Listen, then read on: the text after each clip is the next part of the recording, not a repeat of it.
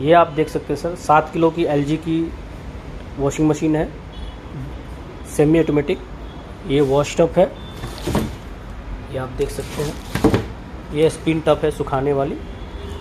और इसमें सबसे खास बात ये है कि 5 स्टार है। 7 किलो की मशीन जो है वो 5 स्टार है और 2 साल की कंप्लीट वारंटी है। 5 साल की वॉश मोटर की वारंटी है। वॉश मोटर की वारंटी जो है ये डायरेक्ट प्रिंट ही कर दिए हैं, जैसे LG की लोगों की प्रिंट होते हैं ऐसे ही ये प्रिंट कर दिए हैं।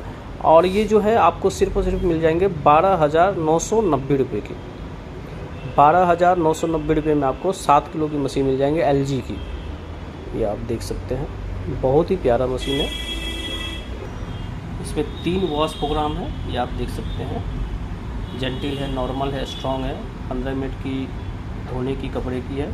इसके बाद ये ड्रेन वाली बटन है और ये आप देख सकते हैं 5 मिनट सुखाने की।